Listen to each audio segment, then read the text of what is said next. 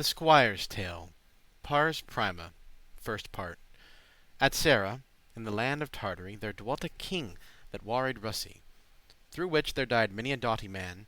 This noble king was called Cambuscan, which in his time was of so great renown, that there was nowhere in no region so excellent a lord in all thing. Him lacked not that longeth to a king, as of the sect of which that he was born. He kept his law, to which he was y-sworn, and thereto he was hardy, wise, and rich, and piteous, and just, always y-like. True of his word, benign and honourable, of his courage as any sinner stable, young, fresh, and strong, in arms desirous as any bachelor of all his house. A fair person he was, and fortunate, and kept alway so well his royal estate, that there was nowhere such another man. This noble king, this Tartar Cambuscan, had two sons by Elfeta his wife, of which the eldest hight Algarsife, the other was y called Camballo. A daughter had this worthy king also, that youngest was, and hight Canas. But for to tell you all her beauty, it lies not in my tongue, nor my cunning. I dare not undertake so high a thing. Mine English eke is insufficient. It must be a rhetor excellent, that couth his colours longing for that art. If he should her describe in any part, I am none such, I must speak as I can. And so befell, that when this Cambuscan had 20 winters borne his diadem, as he was wont from year to year, I deem he let the feast of his nativity do cry throughout Sarra his city, the last Ides of March after the year.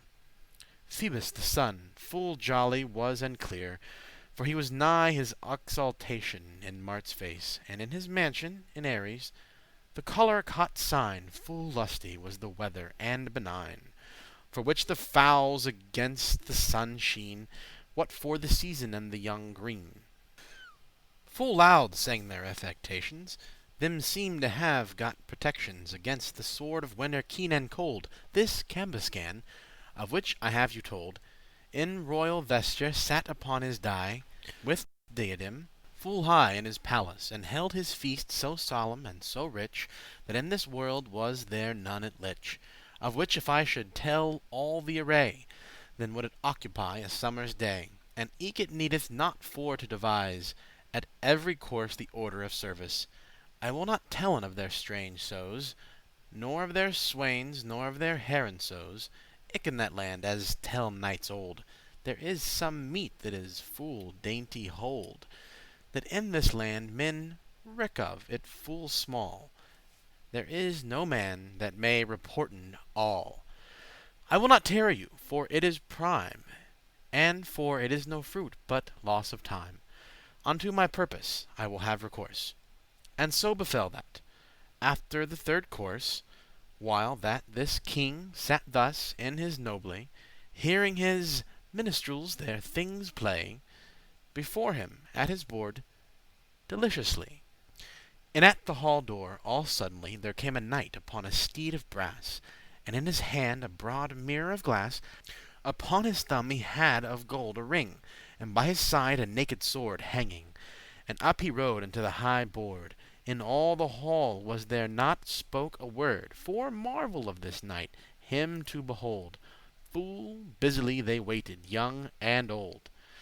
This strange knight, that came thus suddenly, all armed, save his head, full richly, saluted king, and queen, and lords all, by order as they satten in the hall, with so high reverence and observance, as well in speech as in his countenance, that Gawain, with his old courtesy, though he were come again out of faery, him could not amend with a word. And after this, before the high board, he with a manly voice said his message, after the form used in his language, without vice, or syllable, or letter, and, for his tale should seem the better, accordant to his words was his cheer, as teacheth art of speech them that it lear. Albeit that I cannot sound his style, nor cannot climb over so high a stile, yet say I this, as to commune intent, thus much amounteth all that ever he meant. if it so be that I have it in mind. He said, "The king of Erbainend, my liege lord, on this solemn day, saluteth you as he best can and may, and sendeth you, in honour of your feast, by me, that am already at your hest, this steed of brass, that easily and well can in the space of one day natural, this is to say, in 24 hours, whereso you list, in drought or else in showers, bear your body into every place to which your heart willeth for to pace, without whim of you, through foul or fair, or if you list to fly as high in the air as doth an eagle, when him list to soar, this same steed shall bear you evermore without harm, till ye be where you lest, though that ye sleepen on his back or rest." And turn again with writhing of pen. He that it wrought, he could many again, he waited in any a constellation, ere he had done this operation, and knew full many a seal and many a bond. This mirror eke that I have in mind hond hath such a might, that men may in it see, when there shall fall any adversity unto your realm, or to yourself also, and openly who is your friend or foe. And over all this, if any lady bright hath set her heart on any manner wight, if he be false, she shall see his treason, for his new love, and all his subtlety, so openly that there shall nothing hide. Wherefore against this lusty summertide, this mirror and this ring that ye may see, he hath sent to my lady Canace, your excellent daughter that is here. The virtue of this ring, if ye will hear, is this, that if her list it for to wear, upon her thumb or in her purse it bear, there is no fowl that flieth under heaven, that she shall not well understand his stiven, and know his meaning openly and plain, and answer him in language again. And every grass that groweth upon root, she shall eke know, to whom it will do boot, all be his wounds ne'er so deep and wide. This naked sword that hangeth by my side such virtue hath, that what man that it smite, throughout his armour it will carve and bite, were it as thick as is a branched oak, and what man is he wounded with a stroke shall ne'er be whole, till that you list of grace to stroke him with the flat in thilke place, where he is hurt. This is as much to sayn, you must with the flat sword again stroke him upon the wound, and it will close. This is the very sooth without gloss, it faileth not, while it is in your hold. And when this knight had thus his tale told, he rode out of the hall, and down he light. His steed, which that shone as sun bright, stood in the court as still as any stone. The knight is to his chamber led anon, and is unarmed, and to meat y set. These presents be full richly y fet.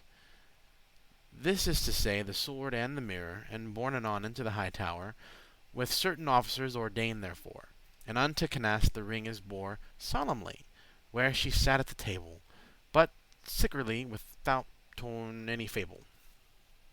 The horse of brass, that may not be remued, it stood as it were to the ground y glued. There may no man out of the place it drive, for no engine of windlass or polive, and cause why, for they can not the craft. And therefore in the place they have it laughed, till that the knight hath taught them the manner to void him, as ye shall after hear. Great was the press that swarmed to and fro, to garn on this horse that stood so. For it so high was, and so broad and long, so well proportioned for to be strong, right as it were a steed of Lombardy, therewith so horsely and so quick of eye, as it gentle play courser were. For certes, from his tail unto his ear, nature nor art ne could him not amend, in no degree, as all the people wend. But evermore their most wonder was, how that it could go, and was of brass. It was of fairy, as the people seemed, diverse folk diversely they deemed, as many heads, as many wits been. They murmured as doth a swarm of bin, and made skills after their fantasies, rehearsing of the old poetries, and said that it was like the Pegasee, the horse that had wings for it to flee, Or else it was the Greek's horse Sinon that brought Troy to destruction, as men may in the old Gestes read. "Mine heart," quoth one, "is evermore in dread. I trow some men of arms be therein, That shape them with this city for to win. It were right good that all such things were known." Another round to his fellow low, and said, "He lies, for it is rather like an appearance Made by some magic, as jugglers playen At these feastes great. Of sundry doubts they jangle thus, and treat, As lewed people deem commonly Of things that be made more subtilly Than they can in their lewdness comprehend. They deem gladly to the badder end. And some of them wonder on the mirror That borne was up into the master tower, How men might knit such things see. Another answered and said, it might well be naturally by compositions Of angles and of sly reflections, And said that in Rome was such a one. They speak of Alhazen and Vitellon, And Aristotle, that wrote in their lives Of quaint mirrors and of perspectives, As know they that have their books heard. And other folk have wondered on the sword, That would pierce throughout anything, And fell in speech of Telephus the king, And of Achilles for his quaint spear, For he could with it both heal and dare. Right in such wise men may with the sword, Of which right now you have yourselves heard. They spake of sundry hardening of metal, And spake of medicines therewithal, And how, and when, it should be hardened be, Which is unknown algate unto me. Then spake they of Canas's ring, And said in all, that such a wondrous thing Of craft and rings heard they never none, Save that he, Moses, and King Solomon Hadden a name of conning in such art. Thus said the people, and drew them apart. Put natheless some said that it was Wonder to maken of fern ashes glass, And yet is glass not like ashes of fern. But for they have y known it is so fern, Therefore ceases their jangling and their wonder, As sore wonder some on cause of thunder, And ebb and flood, on gossamer and mist, And on all things, till that the cause is wist. Thus jangle they, and demon and devise, Till that the king gan from his board arise. Phoebus had left the angle meridional, and yet ascending was the beast royal, The gentle lion, with his aldrian, When that this Tartar king, this Cambuscan, Rose from the board, there as he sat full high, Before him went the loud minstrelsy, Till he came to his chamber of parements, There as they sounded diverse instruments, That it was like a heaven for to hear. Now danced lusty Venus' children dear, For in the fish their lady sat full, And looked on them with a friendly eye. This noble king is set upon his throne, This strange knight is fetched to him full soon, And on the dance he goes with Canas. Here is the revel and the jollity, That is not able a dull man to devise. He must have knowen love and his service, And been a feastly man, as fresh as May, That should you devise such array. Who could tellen you the form of dances, So uncouth, and so fresh countenances, Such subtle lookings and dissimulances, For dread of jealous men's appearancevings? No man but Launcelot, and he is dead. Therefore I pass o'er all this lusty head. I say no more, but in this jolliness I leave them, till to supper men them dress. The steward bids the spices for to hie, And eke the wine, and all this melody. The ushers and the squires be gone, The spices and the wine is come anon. They eat and drink, and when this hath an end, Unto the temple, as reason was, they wend. This service done, they suppen all by day. What needeth you rehearse their array? Each man wot well that at a king's feast Is plenty to the most and to the least, And daintless more be in my knowing.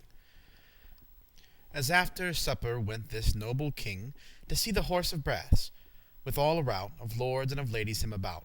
Such wondering was there on this horse of brass, That since the great siege of Troy was, There as men wondered on a horse also, Ne'er was there such a wondering as was tho. But finally the king asked the knight The virtue of this courser, and the might, And prayed him to tell his governance. The horse anon began to trip and dance, When that the knight laid hand upon his rein, And said, "Sir, there is no more to sayn. But when you list to ride any way, you must trill a pin stands in his ear, which I shall tell you betwixt us two. You must name him to what place also, or to what country that you list to ride. And when ye come where ye list abide, bid him descend, and trill another pin, for therein lies the effect of all the gin. And he will down descend and do your will, and in that place he will abide still. Though all the world had the contrary swore, he shall not thence be thrown nor be bore. Or if you list to bid him then gone, trill this pin, and he will vanish anon, out of the sight of every man or wit, and come again, be it by day or night, when that you list to clepe him again in such a guise, as I shall to you sayn betwixt you and me, and that full soon. Ride when you list, there is no more to don. Informed when the king was of the knight, and had him conceived in this wit aright, the manner and the form of all this thing, full glad and blithe, this nobly doughty king repaired to his revel as beforn. The bridle is into the tower borne, and kept among his jewels life and dear. The horse vanished, I not in what manner, out of their sight, yet get no more of me. And thus I leave in lust and jollity this Cambuscan his lords feasting, until well nigh the day began to spring. Pars secunda, second part. The Norse of digestion, the sleep, gan on them wink, and bade them take keep, that much mirth and labour will have rest, and with a gaping mouth he all them kest, and said that it was time to lie down, for blood was in his domination. Cherish the blood, nature's friend, quoth he. They thanked him gaping by two and three, and every wit gan draw him to his rest. As sleep them bade, they took it for the best. Their dreams shall not now be told for me. Full are the heeds of famosity, that cause dreams of which there is no charge. They slept, till that it was the prime large. The most part, but it was canasse. She was full measurable as woman be, for of her father had she taken after, to go to rest soon after it was eve, her lists not appalled for to be, nor on the morrow unfeastly for to see, and slept her first sleep, and then awoke. For such a joy she in her heart took, both of her quainte ring and her mirror, that 20 times she changed her colour, and in her sleep, right for the impression of her mirror, she had a vision. Wherefore ere that the sun gan beglide, she called upon her mistress her beside, and said that her lists for to rise. These old women that be gladly wise, as are her mistresses, answered anon, and said, Madam, whither will ye gon thus early? For the folk be all in rest. I will, quoth she, arise, for me lest no longer for to sleep, and walk about. Her mistresses called women a great rout. And up they rose, well at 10 or 12, up rose fresh Canace herself, as ruddy and bright as is the young sun, that in the ram is 4 degrees y run. No higher was he, when she ready was, and forth she walked easily apace, arrayed after the lusty season's swoot, lightly for to play and walk on foot, not but with 5 or 6 of her meaning. And in a trench forth in the park went she, the vapour, which up from the earth glod, made the sun to seem ruddy and broad. But nathless, it was so fair a sight, that it made all their hearts for to light. What for the season and the morning, and for the fowls that she heard sing. For right anon she wist what they meant, right by their song, and knew all their intent. The nought, why that every tale is told, if it be tarried, till the list be cold, of them that have it hearkened after yore, the savour passeth ever longer more, for fulsomeness of the prolixity. And by that same reason thinketh me, I should unto the nought condescend, and maken of her walking soon an end. Amid a tree for dry, as white as chalk, there sat a falcon o'er her head full high, that with a piteous voice so gan to cry, that all the wood resounded of her cry, and beat she had herself so piteously with both her wings, till the red blood ran in long the tree, there as she stood, and ever in one, always she cried and shright, and with her beak herself so pite, that there is no tiger nor cruel beast that dwelleth either in wood or in forest, but would have wept if that he weep could, for sorrow of her. She shrieked always so loud, For there was never yet no man alive, if that he could a falcon well descrive, that heard of such another of fairness, as well as plumage, as of gentleness, of shape, of all that might reckoned be. A falcon peregrines seems she, of a fremd land, and ever as she stood, she swooned now, and now for lack of blood, till well nigh is she fallen from the tree. This fair king's daughter Canace, that on her finger bare the quaint ring, through which she understood well everything that any fowl may in her leaden sayn, and could him answer in his leaden again, hath understood what this falcon said, and well now for the ruth almost she died, and to the tree she went full hastily, and on this falcon looked piteously, and held her lap abroad, for well she wist the falcon must fall from the twist, when that she swooned next for lack of blood. A long while to wait her she stood, till at the last she spake in this manner unto the hawk, as ye shall after hear. What is the cause? If it be for to tell that ye be in this furial pain of hell, quoth Canace unto this hawk above, is this for sorrow of death, or loss of love? For, as I trow, these be the causes too, that cause most a gentle heart woe. Of other harm it needeth not to speak, for ye yourself upon yourself awreak, which proveth well that either ire or dread must be occasion of your cruel deed, since that I see none other wight you chase, for love of God, as do yourself grace. Or what may be your help? For west nor east I never saw e'er now so bird nor beast that fared with himself so piteously. Ye slay me with your sorrow, verily. I have of you so great compassion, for God's love come from the tree adown, and, as I am a king's daughter true, if that I verily the causes knew of your disease, if it lay in my might, I would amend it, ere that it were night. So wisely help me the great God of kind, and herbies shall I right enough find, to heal with your hurts hastily. Then shrieked this falcon yet more piteously than ever she did, and fell to the ground anon, and lay a swoon as dead as lies a stone. Till Canace had in her lap her take, unto that time she gan of swoon awake. And after that she out of swoon abraid, right in her hawk's leaden thus she said, that pity runneth soon in gentle heart, feeling his similitude in pain smart, is proved every day as men may see, as well by work as by authority, for gentle heart kith gentleness. I see well that ye have on my distress compassion, my fair Canace, of very womanly benignity, that nature in your principles has set, but for no hope for to fare the bet, but for to be unto your heart free, and for to make others aware by me, as by the whelp chastised is the lion, right for that cause and that conclusion, while that I have a leisure and a space, mine harm I will confession ere apace.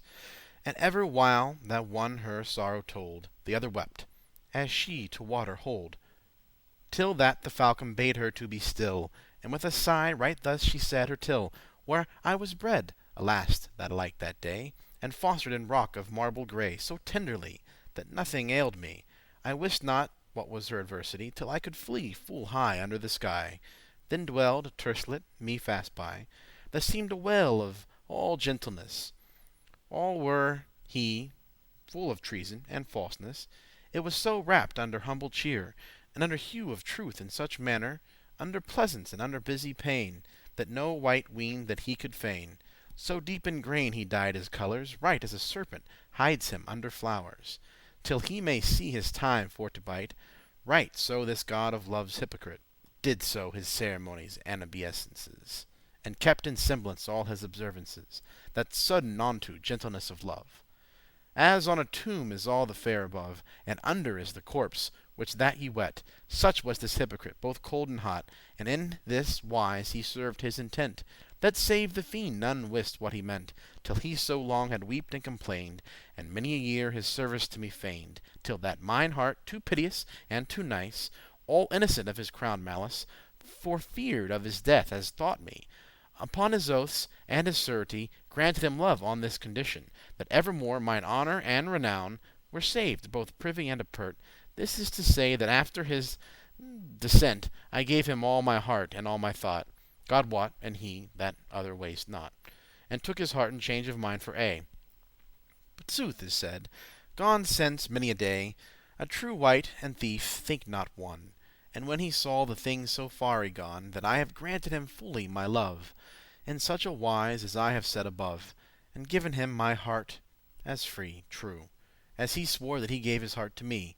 Anon this tiger, full of doubleness, fell on his knees with so great humbleness, with so high reverence, and by his cheer, so like a gentle lover in manner, so ravished as it seemed for the joy, that never Jason, nor Paris of Troy, Jason, certes, nor ever other man, since Lamech was that alder first began to love two as right folk beforn, nor ever since the first man was born, could no one by 20,000 counterfeit the sophimes of his art, where doubleness of feigning should approach, nor worthy were t'unbuckle his galosh, nor could so thank a wight as he did me.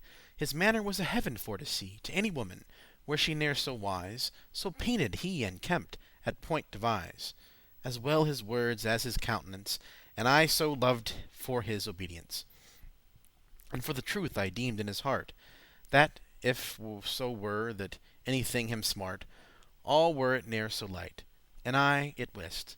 Methought I felt death at my heart twist, and shortly so far forth this thing is went, that my will was his will instrument. That is to say, my wills obeyed his will in all thing, as far as reason fill, keeping the bounds of my worship ever, and never had I a thing so leff or lever as him God wot nor ever shall no more. This lasted longer than a year or two, that I supposed of him naught but good, but finally thus at the last it stood, that fortune would that he must win out of that place which that I was in, where me was woe. It is no question, I cannot make of it description. For one thing dare I tell boldly, I know what is the pain of death thereby. Such harm I felt, for he might not believe. So on a day of me he took his leave, so sorrowful eke, that I ween verily that he had felt as much harm as I, when that I heard him speak and saw his hue. But nathless I thought he was so true, and eke that he repair should again, within a little while, sooth to sayn, and reason would eke that he must go, for his honour, as often happeneth so, that I made virtue of necessity, and took it will, since that it must be. As I best might, I hid from him my sorrow, and took him by the hand, Saint John to borrow, and said him thus: Lo, I am yours all. Be such as I have been to you, and shall.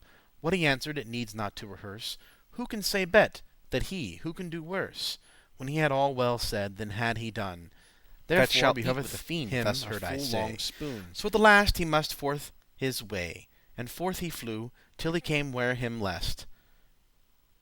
When it came him to propose for to rest, I trow that he had thilke text in mind, that all thing repairing to his kind gladdeth himself. Thus say men, as I guess. Men love of, proper, kind, newfangless, as birds do, that men in cages feed. For though thou night and day take of them heed, and strew their cage fair and soft as silk, and give them sugar, honey, bread, and milk, yet right anon, as that his door is up, he with his feet will spurn down his cup, and to the wood he will, and worms eat. So newfangle buy they of their meat, and love novelties of proper kind. No gentleness of blood may them bind. So far this tercelet, alas the day, though he were gentle born, and fresh, and gay, and goodly for to me, and humble, and free, he saw upon a time a kite flee. And suddenly he loved this kite so, that all his love is clean from me y go, and hath his troth falsed in this wise, that hath the kite my love in her service, and I am lorn without remedy. And with that word this falcon gan to cry, and swooned eft in Canas's barn. Great was the sorrow for that hawke's harm that Canas and all her women made. They wist not how they might the falcon glade, but Canas home bare her in her lap, and softly in plasters gan her wrap. There as she with her beak had hurt herself, now cannot Canas but herbs delve out of the ground, and make salves new of herbs precious and fine of hue, to heal with this hawk from day to night. She did her business, and all her might, and by her bed's head she made a mew, and covered it with violets blue, in sign of truth that is in woman seen, And all without the mew was painted green, in which were painted all these false fowls, as by the tittifes, terslets, and owls, and pies, on them for to cry and chide. Right, for despite were painted them beside. Thus leave I Canace her hawk keeping. I will no more as now speak of her ring, till it cometh to purpose for to sayn, how that this falcon got her love again, repentant, as the story telleth, by mediation of Cambalus, the king's son, of which that I told you. But henceforth I will my process hold to speak of adventures and of battles, that yet was never heard so great marvels. First I will tell you of Cambuscan, that in his time many a city wan, and after will I speak of Algarsife, how he won Theodora to his wife, for whom full oft in great peril he was, and he had been holden by the horse of brass. And after will I speak of Camballo, that fought in lists with the brethren two for Canace, ere that he might her win. And where I left I will again begin. End of Squire's Tale.